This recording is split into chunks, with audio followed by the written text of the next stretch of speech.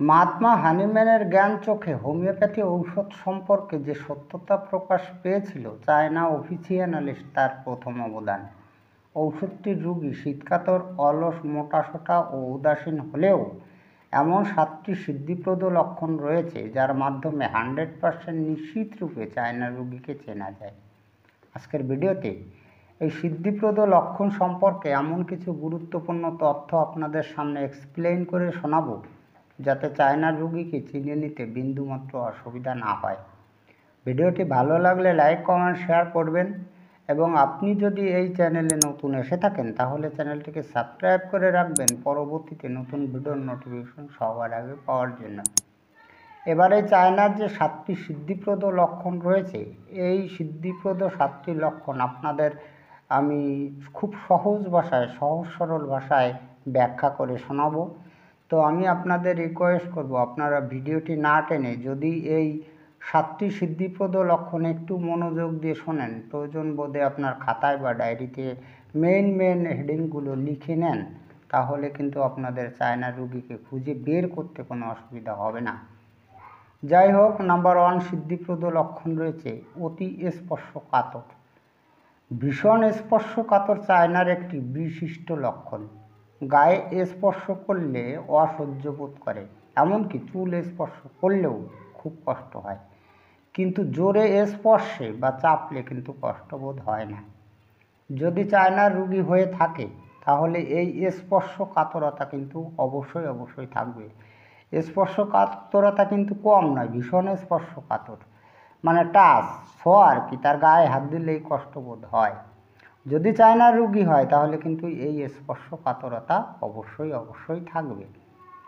সিদ্ধিপ্রদ লক্ষণ নাম্বার 2 গ্রাহ্য শূন্যতা।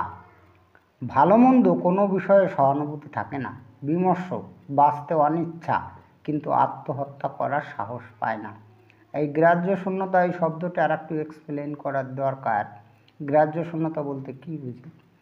দেখুন, আমরা জীবন চলার পথে অনেক মানুষের কাছে, সেটা আত্মীয় হতে পারে বা অনাত্মীয় হতে পারে, এমন মানুষের কাছে আমরা কোনো গুরুত্বপূর্ণ বিষয় যখন তার কাছে বলি, ভীষণ একটা ইম্পর্ট্যান্ট একটা কথা বলি, তো সে দেখবেন আপনার বুঝতে পেরেছেন যে বিষয়টি কিন্তু ভীষণ গুরুত্বপূর্ণ, তো তার কাছে সেই গুরুত্বপূর্ণ তথ্য দেওয়ার পরেও সে কিন্তু গুরুত্ব সহকারে সেই বিষয়টা নেয় না, মানে সে হেয়ালিভাবে আপনার সেই গুরুত্বপূর্ণ কথাগুলো কিন্তু নেয়।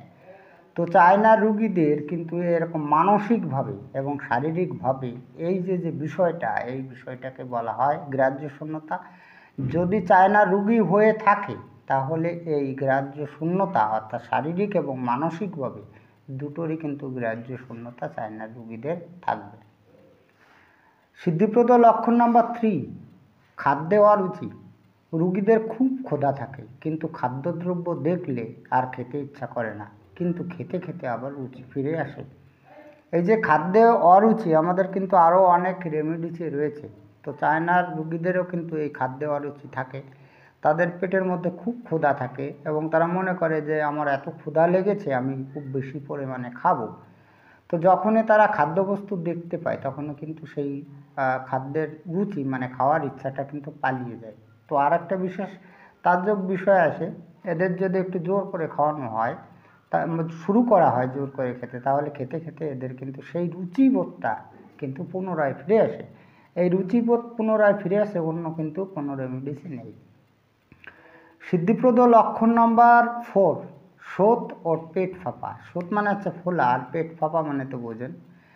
চায়নার রোগীদের বিভিন্ন প্রকার রোগে ভুগে শেষে শরীরে শোথ ভাব দেখা যায়। রক্তহীন হওয়ার জন্য হজম শক্তি কমে যায়। সকল উপসর্গের সঙ্গে কিন্তু পেট ফাঁপা থাকবে। যদি চায়নার রোগীরা হয় তাহলে কিন্তু এই ঘটনা পাওয়া যাবে। এই তো আমি 3-4 দিন আগে একজন মহিলা সে এসে বলছে যে আমি কোনো পোশাক বেশি দিন ধরে পরতে পারছি না, মানে ব্লাউজগুলো মনে হচ্ছে যেন সেটে যাচ্ছে, ছোট হয়ে যাচ্ছে, অন্যান্য পোশাকগুলো মনে হচ্ছে তাকে টাইট বোধ হচ্ছে, এবং তার লক্ষণগুলো অ্যাডজাস্ট করে দেখলাম যে উনি চায়নারই রোগী। তো ওনাকে চায়নায় দেওয়া হয়েছিল, কিন্তু উপসর্গ আর অন্যান্য উপসর্গ ছিল। তো যদি চায়নার রোগী হয় তাহলে কিন্তু এই শোথ ভাব, ফোলা ভাব কিন্তু শরীরে থাকবে এবং সঙ্গে কিন্তু পেট ফাঁপা থাকবে। সিদ্ধিপ্রদ লক্ষণ নাম্বার 5, দুর্বলতা। এই দুর্বলতার অবশ্যই বিশেষত্ব আছে। স্যার হ্যানিম্যানের অনুগামীদের যে দুর্বলতা চায়না ওষুধটি ব্যবহার করে চমৎকৃত হয়েছেন সেগুলো হলো অত্যাধিক রক্তস্রাব, দীর্ঘদিন স্তন্যদান, সূত্রপাত, শ্বেতপ্রদার, লালাক্ষরণ, উদারাময় ইত্যাদি দুর্বলতায়। এই বিষয়টা চায়না রোগীরাও অবশ্যই কিন্তু দুর্বল থাকে। সে দুর্বলতাটা কিসের জন্য আসে সেটা আপনাকে ভালো করে জেনে বুঝিয়ে নিতে হবে। মানে আমি বলতে চাইছি যে কজেস অফ উইকনেস, তার মানে হচ্ছে এই দুর্বলতার কারণটা কি। চায়না রোগীদের যে দুর্বলতা থাকবে সেই দুর্বলতার কারণগুলো এইগুলো যেগুলো আমি বললাম, সেটা হতে পারে অত্যাধিক রক্তস্রাব, দীর্ঘদিন স্তন্যদান, সূত্রপাত, শ্বেতপ্রদার বা লালানিঃসরণ। এই কারণের জন্য কিন্তু রোগীরা কিন্তু দুর্বল। সেই দুর্বলতা কিন্তু চায়না রোগীদের মধ্যে থাকে। এবার আপনি যদি সেখানে কোনো রোগীর ক্ষেত্রে মানসিক দুর্বলতা খুঁজে পান, অর্থাৎ মেন্টাল উইকনেস যদি খুঁজে পান, তাহলে সেই দুর্বলতাতে চায়নায় উল্লেখ করা নেই। অর্থাৎ দুর্বলতার কারণগুলো যেন ঠিক থাকে। এই যে আমি যে কারণগুলো বললাম, এই কারণের জন্য চায়না রোগীদের কিন্তু অবশ্যই দুর্বলতা থাকে। সিদ্ধিপ্রদ লক্ষণ নাম্বার 6, নির্দিষ্ট সময়ে রোগাক্রমণ। চায়নার রোগীরা নির্দিষ্ট সময়ে বা নির্দিষ্টভাবে রোগাক্রান্ত হয়। যেমন দিনের বেলায় জ্বর লক্ষণ প্রকাশ পায়, রাত্রে উদারাময়, অথবা ব্যথা প্রত্যাহ রাত 8টায়। এই যে রোগের একটা নির্দিষ্ট সময় বা নির্দিষ্টভাবে রোগাক্রমণ যদি চায়না রোগীদের হয়, তাহলে কিন্তু এইটা আপনি পাবেন। অর্থাৎ রোগের আক্রমণটা কিন্তু একটা নির্দিষ্ট সময় বা নির্দিষ্টভাবে হয়। সিদ্ধিপ্রদ লক্ষণ নাম্বার 7, রক্তস্রাবের সঙ্গে আক্ষেপ। চায়না রোগীদের শরীরের নানা স্থান থেকে অল্পেই বেশি পরিমাণে রক্তস্রাব হয়। এই রক্তস্রাবের সময় আক্ষেপ বা খিঁচুনি হয়। আমাদের এই ফসফরাস রেমেডিসে কিন্তু আছে এই রক্তস্রাবের প্রবণতা।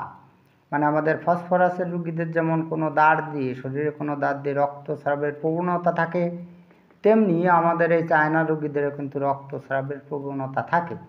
তবে এই রক্তস্রাবের প্রবণতার সঙ্গে আর একটা বিষয় অ্যাড হয়েছে, সেটা হচ্ছে আক্ষেপ। আক্ষেপ মানে হচ্ছে খিঁচুনি, ওই হাত পা বাঁকা হয়ে যায়। যদি চায়না রোগী হয়ে থাকে তাহলে কিন্তু এই ঘটনাটা থাকার সম্ভাবনা আছে, খুব প্রবলভাবে এই সম্ভাবনাটা আছে।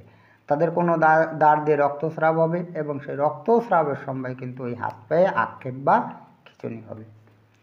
এবার আমি যে এই যে 7টি সিদ্ধিপ্রদ লক্ষণের কথা বললাম, এর মধ্যে মোস্ট অফ লক্ষণ যদি কোনো রোগীর মধ্যে আপনি বর্তমান পান, তাহলে অবশ্যই আপনি চায়না অফিসিয়ানালিস ঔষধটি প্রয়োগ করতে পারেন।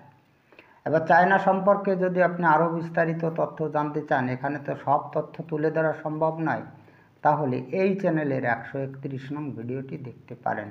আপনি কিভাবে দেখবেন, যদি আপনি দেখতে চান তাহলে এই চ্যানেলের যেখানে হোমিও ইন নাম্বারস লেখা রয়েছে, আপনি এখানে যদি টাচ করেন তাহলে এই পেজটি ওপেন হয়ে যাবে।